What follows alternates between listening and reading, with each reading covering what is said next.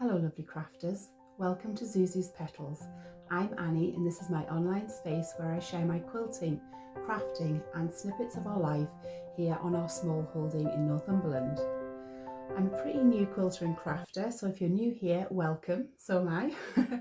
I only started sewing in September of 2024 and as I film this it's the 2nd of December 2025, so I am very new to all of this. I am new to this YouTube thing as well, so I have to say there are a few technical errors in the video today. There are a few videos that were recorded without audio, so I'll have to voice over them. So it might be a bit confusing because I'm talking in the video but then I'm recording over it. So not ideal, but we're going to run with it and hopefully it'll still work as a bit of a step-by-step guide for what I'm going to show you today. So today I'm going to be working on my English paper piecing stocking. So I've made this using 1-inch hexagons in Liberty fabric. So this was actually from last year. So the story goes that I wanted to make 2 of these stockings last year and I, as a new quilter, had no idea how long EPP took. So I managed to get 1 made. And so this year I've made the matching one for the other side of the mantelpiece. So I'm glad to say that I got this finished yesterday. Like I say, this is a part 2 video. Part 1 I will link in the description below, and that is how to actually do the English paper piecing part. So you basically create this fabric, and then this video is how I removed the papers, cut out the templates, put them together, and then added the quilted it obviously, and then added the cuff and the little hanging hook as well. Like I say, they haven't got much sound, but I'm going to record over and hopefully it'll all make sense. If you do want to make one of these stockings and the step-by-step bit isn't clear because of the voiceover and you're a little bit confused, please just drop me a comment below and I'll do my best to help you figure out how to get this made if you'd like one. I know a couple of people have dropped me messages. Somebody messaged me on Instagram and somebody on YouTube to say when is part 2 coming because they want to get this made. So this is for you guys. Hopefully it will work and you'll also be able to make a lovely Christmas stocking. I hope that you enjoy the video. So if you enjoy this video, please give it a thumbs up. If you're new here and you like the content, please do subscribe to the channel. Subscribing is completely free. To everybody who has watched my other videos and has already subscribed, a huge thank you again. Another thing is that I have opened up the community page. So if you go to visit channel, you'll see a visit community link. If you go on there, you'll also be able to share with me the things that you're making, because so many of you are saying, oh, I've made a quilt like that, or I've made something using that fabric, and I'm getting to share my things with you, but I would also love to see the things that you're making. So if you head over to the community channel, is it a community channel or a community page, whatever it's called, you'll see when you get there. You can upload photographs and I'll be able to see what you're making, and everybody else in this lovely community online will be able to see it as well. So that would be lovely. I'd really like to be able to see and be inspired by your makes also. Today I'm going to finish making the English paper piece stocking that I've made with Liberty fabric. So in video 1, which I'll share a link to in the description, I do the actual paper piecing. So this is with 1-inch hexagon paper squares. I basted these Liberty fabrics to them. Now to baste them to the fabric, the paper to the fabric, you can either use glue basting or a basting stitch, and I went for glue basting, which doesn't make taking the papers out as easy as it would be if I did a basting stitch, but I'm hoping that I can remove them anyway. So that's what I'm going to try and do today. Once I've removed it, I'm going to press this fabric, and I'm going to press what's this backing fabric, but it's the inside fabric.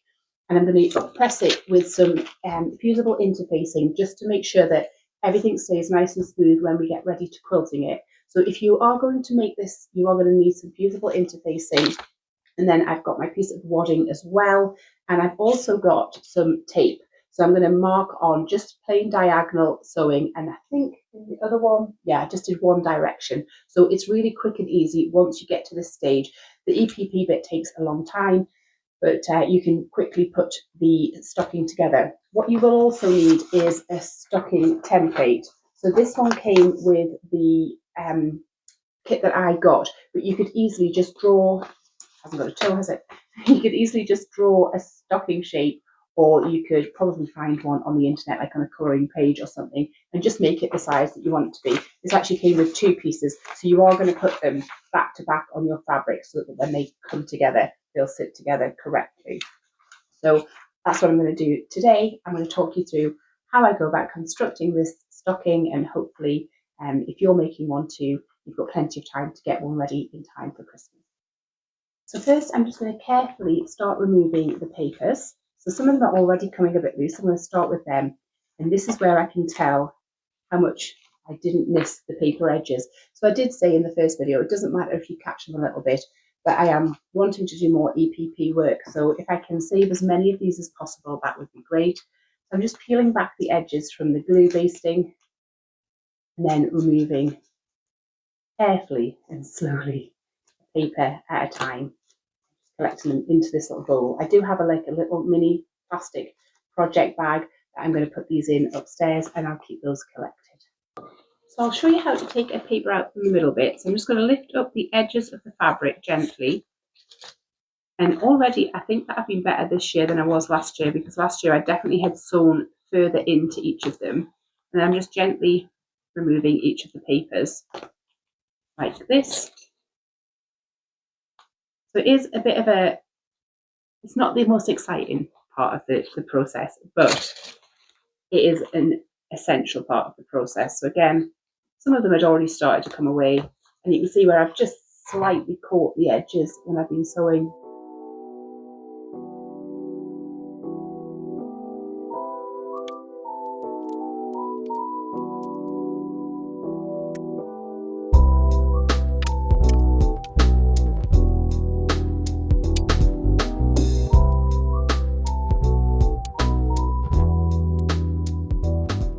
You're going to want to attach your fusible interfacing to both the inside fabric and to the EPP fabric. And to do this, you're going to place the shiny side of the interfacing down onto the wrong side of the fabric that you're attaching it to. Use a cool iron and no steam, and just gently fold it over just enough for the glue to set and to fuse to the other piece. I actually don't remember doing this step last year, but I'm sure I did, because I know that I did buy fusible interfacing, so I just don't actually remember doing this step, but obviously I did.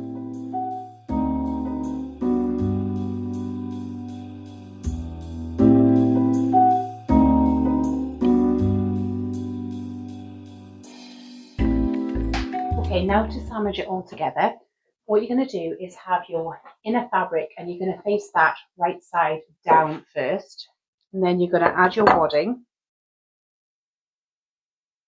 just like sandwiching a quilt really.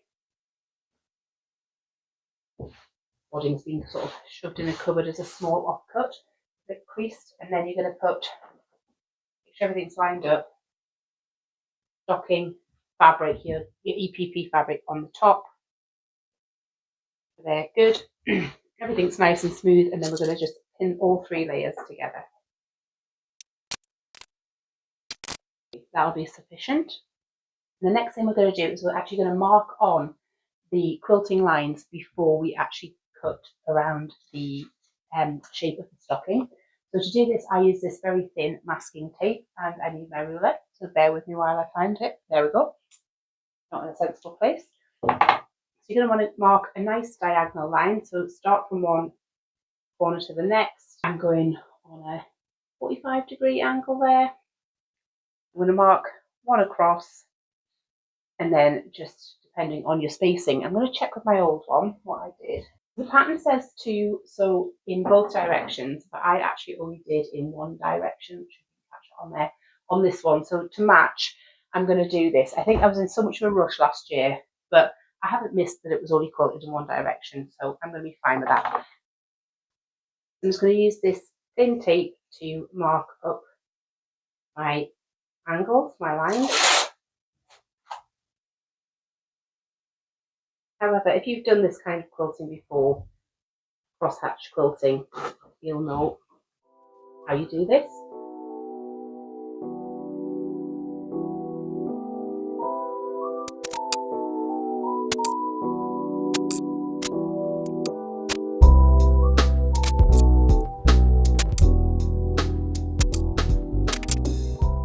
now I've got my quilting lines marked up, I'm going to put the templates on and get them cut. And like I said earlier, we're going to do that in a reverse fashion, so you've got a left and a right boot. I'll show you how I do that now. I do remember from last year that this is quite a tight fit, so I'm having to do one in one direction and one in the other, making sure that I've got fabric under every part of the template, so that the templates don't overlap at all. Okay, they're good to go. I'm going to pin them down. Now I'm ready to just cut around. So rather than using a rotary cutter on the cutting board, I'm just going to cut through with my fabric scissors.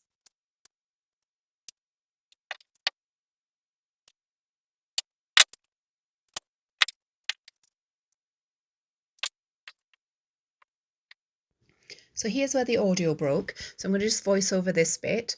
I'm just explaining that this was a zigzag stitch all around the edge of both the front and the back. It kind of works a bit like overlocking. So it just secures the edges together and keeps it nice and neat. I mean, you're going to put a seam on, so it's not essential, but it does help just to keep the internal seams looking a little bit tidier. Now I'm just quilting across each part of the stocking, the front and the back. So you're putting the front layer, the wadding and the inner layer together on the front and then again on the back. And I did this at around 2.5 inch intervals, so they were nicely spaced. And I was explaining that for piecing, I normally use a 2.5mm stitch length, but for quilting, I choose a 5mm stitch length. I just think it makes the stitches stand out more and it makes the quilting more of a feature. Here I'm just turning the two pieces right sides together and explaining that you put them right sides together and then with a 1/4 inch seam you're going to go around and piece them together so that they both fit, and then eventually we'll turn them right sides out and you'll have a stocking. In this part of the video I was just clipping around the toe and the heel, so anywhere there's a curve I was just putting tiny little clips just up to the sew mark, making sure that you miss the seam that you've just sewn, and it just gives it more flexibility for when you're turning it.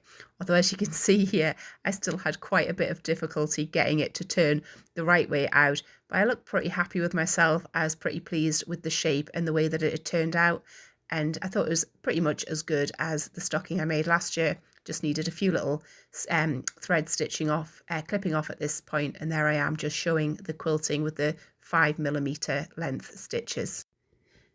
Now I'm explaining how to make the little hanger. So you take your small piece of fabric, so this was 6 by 4 inches, and you make a crease in the middle and then you turn both of the raw edges into the middle and then fold it in half again. Pretty simple really, like making a handle. So I just did this for the party bags that I made in my last video. Just makes a nice sturdy handle. This is now the cuff. So this is basically just a thick binding. So you're going to have a piece of fabric that you fold in half, and then you're going to attach it like you would with binding, the raw edges of the folded piece against the raw edge of the top of the stocking. And what you're going to do is put the hanging hook inside the little back seam and sew it in together there. So this is a little bit tricky. You've got to work with a stocking that's already sewn together, but you can work it just by sort of folding it and doing it in segments. So sewing a little way, stopping, moving it around and sewing again. And here I'm just showing how once you've got it all attached, you've got a little seam to put on. And what I've done is I've pinned the hook into where the seam line's going to be, so it'll be caught in there.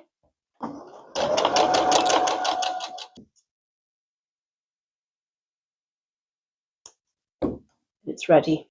And there we have it, the completed stocking to go with the one that I made last year. Finally, I have two.